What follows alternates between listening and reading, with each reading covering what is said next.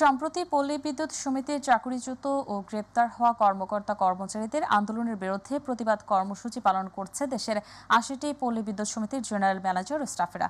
সাভার থেকে এই প্রতিবাদ কর্মসূচির সবশেষ খবর জানাতে যুক্ত হচ্ছেন প্রতিনিধি আসাদুজ্জামান খায়রুল।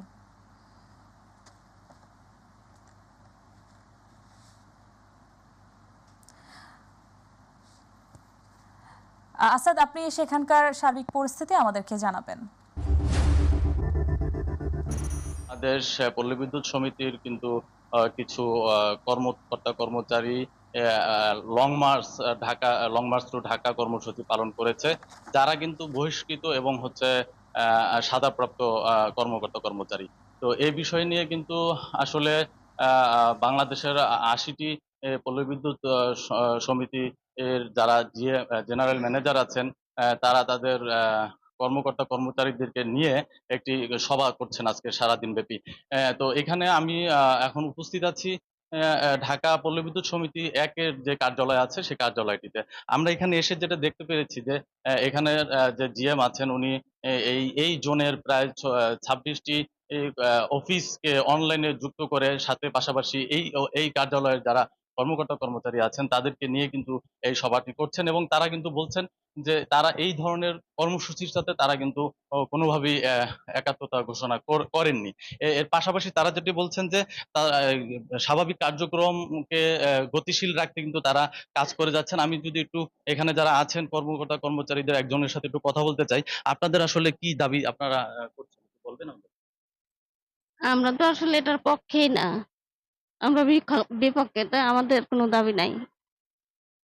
জি, যেটা শুনছিলেন যে তারা কিন্তু কর্মকর্তা কর্মচারীরা একযোগে বলছেন যে তারা এর বিপক্ষে তারা অবস্থান নিয়েছে। যারা এই ধরনের কর্মসূচি পালন করছে তারা দেশকে অস্থিতিশীল করতে কিন্তু তারা এই ধরনের কর্মসূচি পালন করছে বলে কিন্তু আমাদেরকে জানিয়েছে এই পল্লী বিদ্যুৎ সমিতির যারা ঊর্ধ্বতন কর্মকর্তা আছে। এইখানে আমাদের সাথে কিন্তু আছে এই জোনের জেনারেল ম্যানেজার। আমি একটু ওনার সাথে কথা বলবো যে ওনাদের এখন সামনে কি করণীয় এবং কি ওনারা করতে চাচ্ছে। ধন্যবাদ। বিসমিল্লাহির রহমানির রহিম। দেখুন, যে প্রসঙ্গটা আপনি উপস্থাপন করেছেন সেখানে বাংলাদেশ পল্লী বিদ্যুতায়ন বোর্ড এবং পল্লী বিদ্যুৎ সমিতির অভিন্ন সার্ভিস কোড বা একীভূত করার যে বিষয়টি এসছে, এইটা বিশেষ করে এইটা আমাদের এই সংস্থার কর্তৃপক্ষ বা প্রধানের উপর নির্ভর করে না। এটি একটি সরকারি এবং রাষ্ট্রীয় সিদ্ধান্ত। সরকার এবং রাষ্ট্র এই ব্যাপারে যে সিদ্ধান্ত দিবেন সেটাই বাস্তবায়ন হবে। কিন্তু এই বিষয়টিকে কেন্দ্র করে উচ্ছৃঙ্খল আচরণের মাধ্যমে গ্রাহক সেবাকে বিঘ্নিত করার জন্য যারা চেষ্টা করছেন তারা অবশ্যই শৃঙ্খলা পরিপন্থী কাজ করছেন, এবং তাদের এই কাজের সাথে ঢাকা পল্লী বিদ্যুৎ সমিতি একের কর্মকর্তা কর্মচারীগণ কোনোভাবেই সম্পৃক্ত নন এবং জড়িত নন এবং সমর্থনও করেন না। Thank you.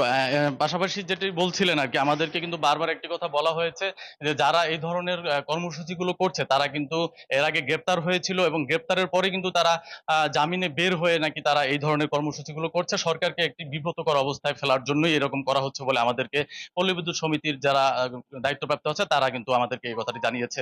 এই ছিল আমার কাছে পল্লী বিদ্যুৎ সমিতির আন্দোলনের বিপক্ষে যারা ছিলেন তাদের সর্বশেষ কর্মসূচির পরিস্থিতি। খায়রুল, আপনাকে ধন্যবাদ।